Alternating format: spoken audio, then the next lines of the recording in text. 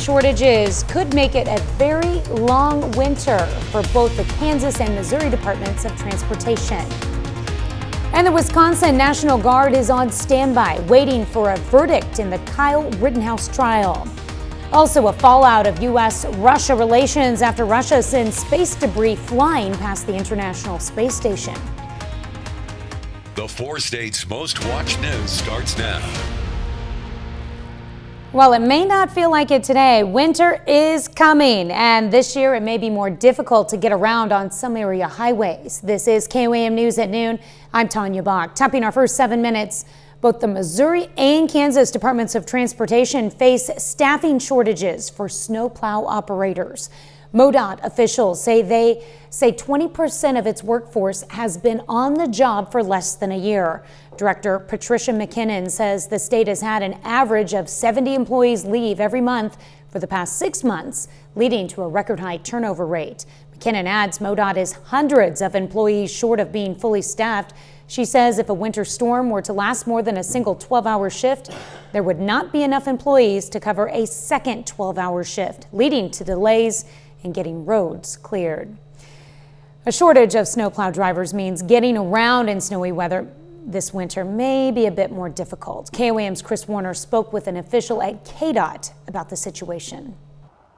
KDOT officials say its workforce is down 30% from where it should be. That could cause a problem when it comes to clearing roads this winter. Well, it makes it more difficult. You know, we have these trucks, there's about 600 trucks statewide, and we staff them with one person per 12-hour shift.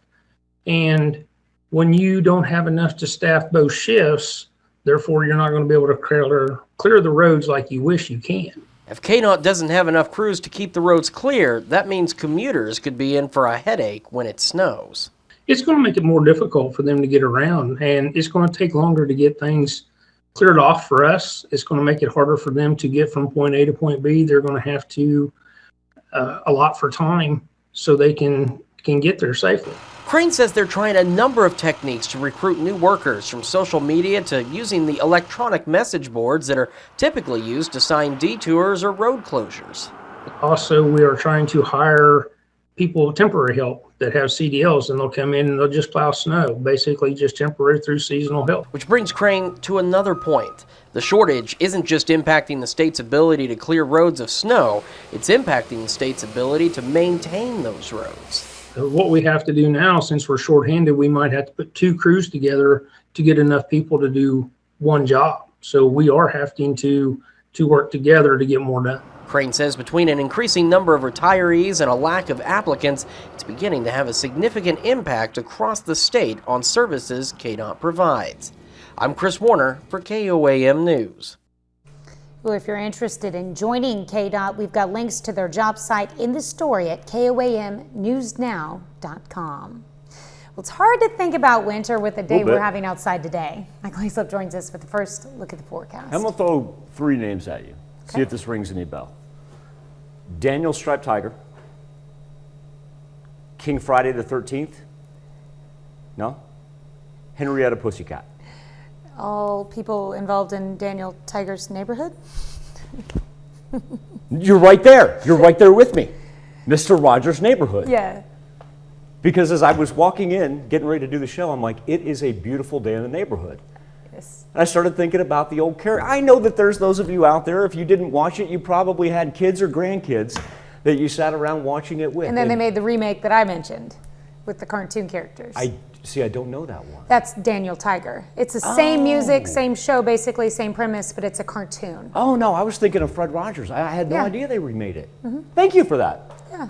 I might have to check that out now. And see, that's how I was thinking about it today. It is a beautiful day in every 4-state neighborhood, as we've got blue sky and sunshine and temperatures already up in the majority of the 70s. A little bit cooler out to the northwest where we still have the high 60s, but you cannot beat it for this time of year. And of course, we've had to put up with the high winds. Those are sustained winds of close to 20 miles per hour.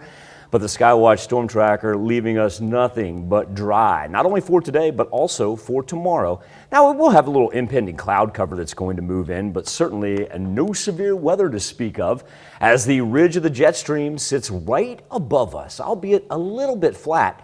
but enough to bring us temperatures 15 to 16 degrees above normal for this time of year. Our weather trend going to shoot us up into the mid-70s by the time we get into the afternoon hours, but there's a reason why Tanya started the show talking about snow removal and winter weather. Look at what we've got coming Wednesday night into Thursday morning and Thursday night into Friday morning. Coming up here in just a little bit, Tanya, we'll find out where this cold front is coming from and just exactly how much rain we can anticipate before it arrives. All right, sounds good. Thanks, Michael. A Wisconsin jury begins deliberations today on the fate of Kyle Rittenhouse, the now 18-year-old charged in the shooting deaths of 2 men and wounding of a third during a night of violent protest in Kenosha last year. Legal experts say it could come down to the state's law instruction on provocation. CBS News correspondent Nancy Chen explains. What happens? In closing arguments, prosecutor Thomas Binger portrayed Kyle Rittenhouse as an instigator looking for trouble who eventually found it. Prosecutors replayed video of the moment he shot and killed protester Joseph Rosenbaum before running away towards the crowd and police. He does nothing to demonstrate to the crowd that he isn't a threat to kill again. And it turns out he does. After killing Rosenbaum, Rittenhouse shot and killed Anthony Hubert and injured Gage Grosskreutz.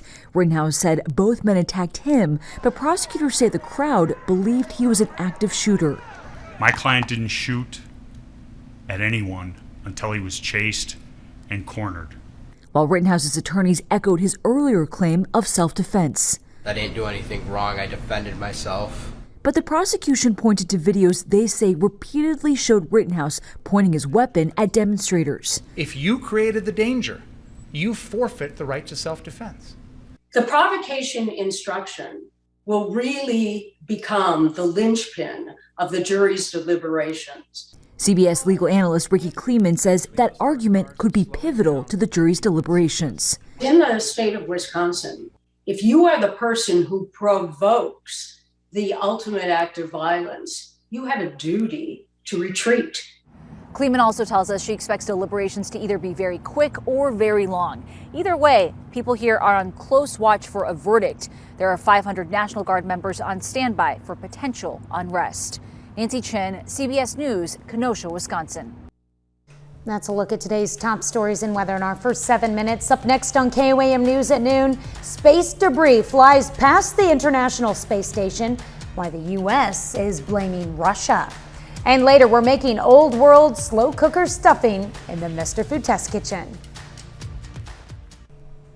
7 astronauts aboard the International Space Station. 4 Americans, 2 Russians, and 1 German are on high alert because of more than 1,500 pieces of new space debris. The U.S. government says the space junk was created when Russia destroyed one of its own satellites with a missile. Even a small fragment of debris could cause devastating damage to the station. Mark Strassman has the latest. Good morning. Sorry for the early call. We were recently informed of a satellite breakup. That was the call received aboard the International Space Station Monday morning, just 5 days after the arrival of 4 new astronauts. The station was under threat. Mission Control asked the astronauts to close the hatches and shelter in their docked spacecraft. According to U.S. officials, a Russian weapons test of an anti-satellite missile destroyed an old Russian satellite in low Earth orbit that reportedly created more than 1,500 pieces of orbital debris, crossing paths with the ISS about every hour and a half. Roughly 20,000 pieces of space debris are monitored by U.S. Space Command, most of it moving at speeds above 17,000 miles per hour. At that speed, a collision can be catastrophic. On Tuesday, State Department spokesman Ned Price slammed the Russian test, calling it reckless and dangerous. With these 1,500 pieces of trackable orbital debris, poses a risk not only to those astronauts, not only to those cosmonauts, but to satellites, to the interests of all nations. Mission Control says the ISS will remain on alert for the next few days. Mark Strassman, CBS News, Atlanta. Still to come on the KOAM News at noon, Mr. Food. Imagine not having to juggle everything in and out of the oven on Thanksgiving Day to keep things hot. Make sure you stick around to find out how we do it. First, Michael Hayslip returns with your complete forecast. Boy, I tell you what, it is hard to beat this for the middle of November. And it's also hard to think about in the fact that in 36 hours, we're going to be talking about freeze watches and freeze warnings as we head into the weekend. One of those things where Mother Nature, she got a way of balancing everything out. Her and Father Time, it is amazing what they're able to do. 73 degrees as we pick up over 7th and Range Line. Rather busy intersection is what we're seeing right now. It is a windy one at that, and you'll notice our barometer, it's fallen just a little bit. That's why we're starting to see some increased cloud cover from what we had this morning, but temperatures already pressing into the 70s. Look at 74 in Lamar and Carthage. Miami and Grove were that cold bubble earlier this morning. They were as low as about 52, 53 degrees. And so we've seen a nice 20-degree increase there. 71 degrees is where we stand in Chanute. And we've been talking about specifically a couple of highways here. Highway 400 and 126. Doesn't matter which one you're on, but I point those out because that's where you're going to be traveling due east-west. And if you've got a high-profile vehicle, and even if you're going to be out for the later afternoon and evening hours, our wind is not going to go anywhere. I know those of you that drive those trucks, you're already extremely safe. I just want to point out how blustery it's going to be out there. We've already picked up some gusts, 30-plus miles per hour recorded at Joplin Regional Airport. But with that being said, since our wind has increased from yesterday, also double-digit temperature increases from where we stood on really what ended up being a delightful Monday. Because we talked about that barometer beginning to fall, we see some cloud cover working in from the northwest here. No precipitation, going to stay on the dry side for the most part because the ridge of the jet stream, while not pronounced, extremely flat for the most part, does make its way just to the north of us, allows that heat to kind of rise up from the southwestern portion of the United States. But here's what we're going to eyeball. I know it seems like it's a long way away, but this is our cold front that's going to collapse down on us. That being said, at the same point in time, while they've got freezing temps up there, they also have historic flooding in the Pacific Northwest. We talk about this maybe 2-3 times a year, the old atmospheric river that comes off the Pacific, just sends all that moisture over here and just doesn't stop. It is nonstop that results in flooding, mudslides, especially when we get into the California area. Now, this dominated mostly Washington State and Oregon. Luckily for them, we're starting to see this slip on the eastern side of the Rockies. Whole bunch of snow right here, but not a whole lot of precipitation after it crosses through, kind of dumping everything over the mountains and providing pretty dry weather for us. But there's the low pressure system and eventually that cold front that is going to be able to depart as the highs make their way east of the Mississippi. But with that being said, still going to go mid to high 70s. I'm not going to be surprised if we don't slip into 77, 78 every now and then. Not widespread, but more so down to the south is where we will see the increased temperatures. Overnight, all right, here's where we get a little action. Wind persists from the south, 15 to 20 miles per hour. And what we'll do is we'll pay attention tomorrow morning up to the north. There's our rain that rolls through. Don't worry about the rain. 1/4 to 1/2 inch of accumulation. No thunder, no lightning, no bigs there. Look at that. Notice how those temperatures just fall right behind the rain, and they'll continue to drop through the afternoon hours. We're probably going to top out temperature-wise, maybe right as we turn the clock into midnight on Wednesday. So Thursday, going to be much cooler. Give you an idea why you want to stay with Tanya and I for the KOAM Morning News tomorrow, because this is going to develop about 3 o'clock right here on this line. And there's your colder temperatures all on the backside. So as we're doing the morning news, that's when it's going to collapse down upon us. You're going to want to probably walk out your door tomorrow and be like, oh, this is delightful. Why would I ever take a jacket with me? Then you're going to walk out tomorrow afternoon and you're going to say, what in the world just happened? The 4 states. That's what just happened. I'm really surprised right now. The National Weather Service has not thrown up any freeze warnings for a 72-hour span. And because I've been checking them all morning long. I'm like, they're going to happen. They're going to happen. So far, they haven't. They want you to focus on glass half full and enjoy today. They're doing a good job because I keep on hitting the refresh button. There you go. All right. Quit looking for it. Just doing your job. Thanks, Michael. We take this time to honor today's 4-state hero, Senior Airman Kenneth Collins in the U.S. Air Force. The Mulberry, Kansas native served from 1981 to 1991. He was stationed in both Korea and at the Panama Canal, earning both the Air Force Achievement Medal and the Good Conduct Medal. To Kenneth Collins, we thank you, our 4-state hero. One way to save space in your oven is to use your slow cooker. Today, Howard shows us an old world stuffing recipe in the Mr. Food Test Kitchen. One of the biggest challenges we hear from many of you around the holidays is that you don't have enough oven space to keep everything hot. If that sounds like your house, let me share with you a few tips to help you out. First of all, don't wait until Thanksgiving Day to cook your turkey. We've discovered that if you cook it and cut it the day before, you can warm it on your stovetop right before eating. Let me assure you, your turkey will be super juicy, and yes, we've got the step-by-step instructions so you can easily do this. When it comes to making desserts, get those out of the way ahead of time so you're not juggling oven space between a pecan pie and a sweet potato casserole. When planning your menu, maybe plan to make a side dish like skillet cream corn rather than a baked corn casserole, since it can be made on the stovetop. And don't forget to invite your slow cooker to the party. It's perfect for cooking and keeping dishes like stuffing piping hot. As a matter of fact, we have an old-fashioned stuffing recipe that we made from start to finish in a slow cooker just for you. Of course, you can find the recipe for our Old World slow cooker stuffing online now, and boy, is it ever moist. I'm Howard in the Mr. Food Test Kitchen, where today we found lots of space-saving ways for you to say, ooh, it's so good. Well, you can find this recipe along with a lot more good food from the Mr. Food Test Kitchen online. Just go to our website at KOAMnewsnow.com. Here's a look at our 4-state market prices.